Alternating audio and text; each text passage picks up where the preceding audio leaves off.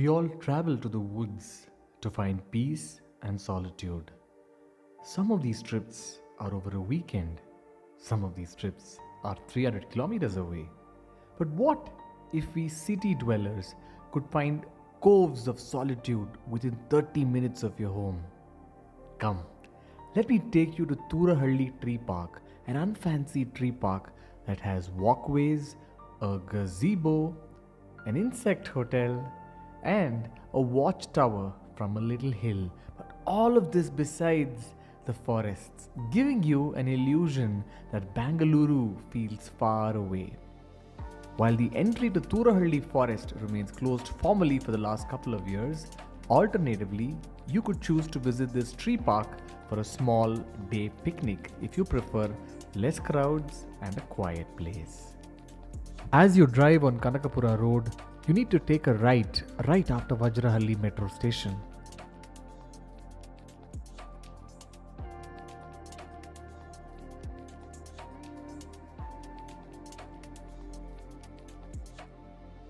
If you're looking for the pillar number, it's 250.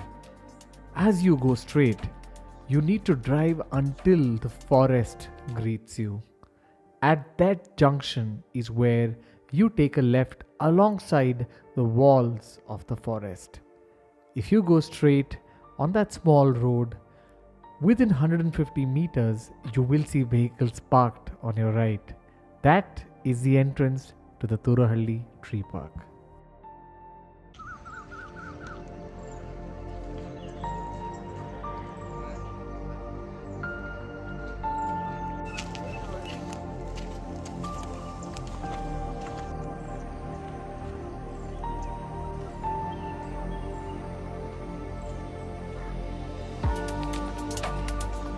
Morning from the Turahalli Tree Park, and it's so nice being here in the morning, especially when the sun's first rays are coming and hitting your face amidst this greenery.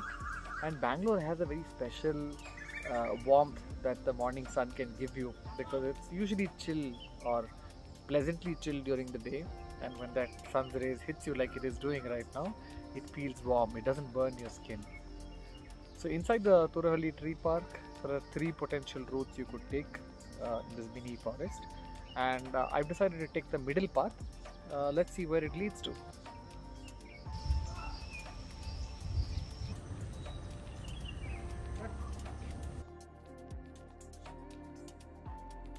So having walked in that straight path from the gate, I see that there is a little watchtower of sorts. It's an open area on a hill, so I just thought that might be a good place to walk to, and of course see the views of the valley in this side of Bangalore. So just come over.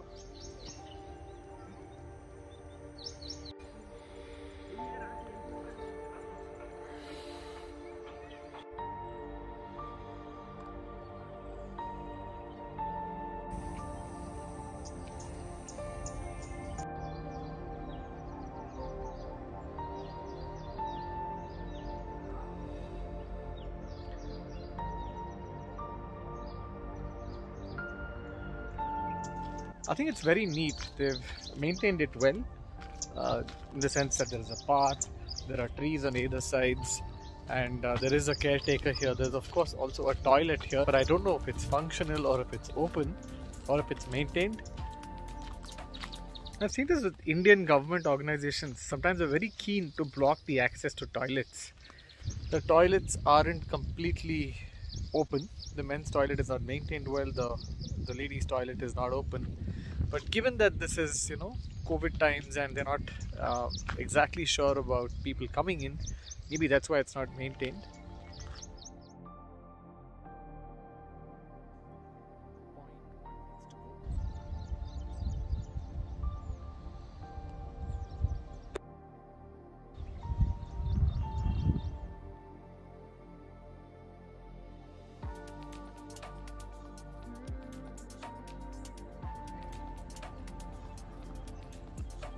The good part of Turahalli Tree Park is that I haven't seen too many people around here. That makes it a very quiet morning walk. Yes, you're in the midst of nature, so you will find animals, and I'm definitely sure that you will have snakes. I did see a snake hole some time back as I was coming in. You'll have to have that much basic care about watching your step. But I think it's a great place to come for a day's picnic, to bring children and go for a walk here at this park. So looks like that is the viewpoint. I'm just heading there.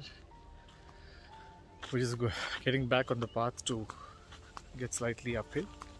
Taking a left now.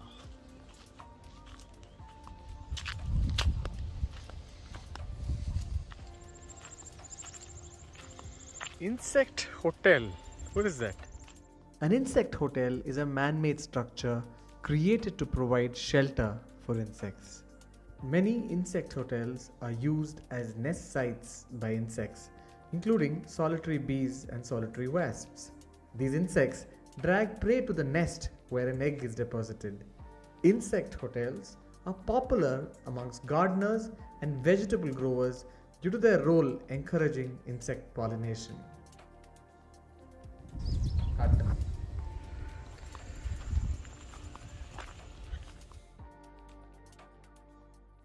Well, again, it's a nice view of the outer fringes of Bangalore, and sometimes even a small hill can make it feel very worthwhile coming to the top, because you get the view of the city or view of people living down.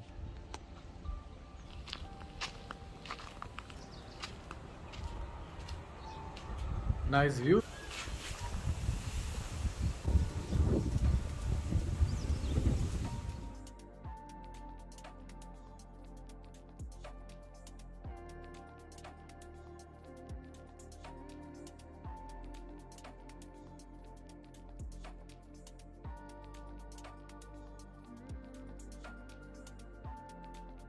So I'm told that this part of Bangalore is one of the highest within Bangalore.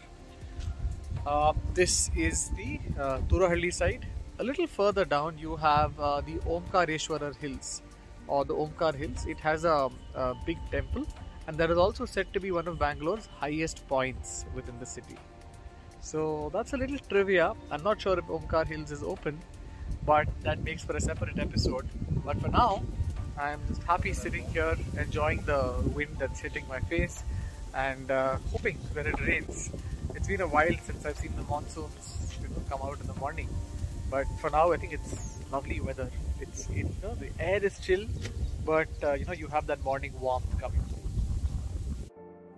After visiting the upper part of the hill, I decided to get down and hike my way to what they call the Gazebo. The Gazebo is surrounded now by a play area, and it's very close to the road. This structure finds total peace and calm as you sit there, meditate, look at the view of the greens and of the road that passes by. And sometimes you feel, hey, on a Monday morning, that's a very peaceful spot to be amidst all that greenery while the world rushes in their third gears and fourth gears.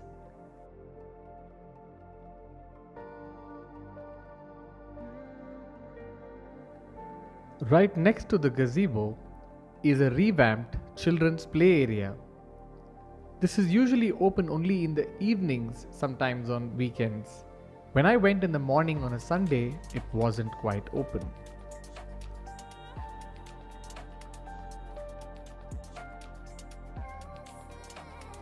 So after coming out the Turahalli Tree Park, I often think, hey, what if the Turahalli Forest were open?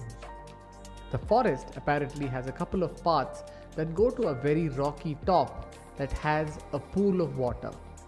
But apart from that, if you're on your bike or your car, you can just take the beautiful curvy road that is flanked by trees on both sides.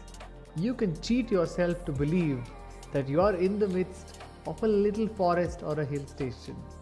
You have to drive straight until the forest ends and then take a right. And this right is along the fringes of the Jayanagar RTO. And this is where you have an entrance to get inside the Turahalli Forest. I sometimes take my car here to park it here and go for my morning walks. It's a very peaceful spot to keep driving around. and you're driving around the outer fringes of the forest.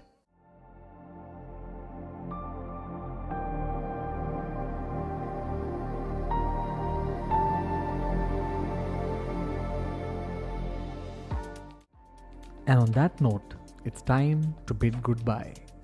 If you haven't subscribed already, please consider doing it. Your likes, shares, and subscription matters a lot to the content that Nandu and I produce.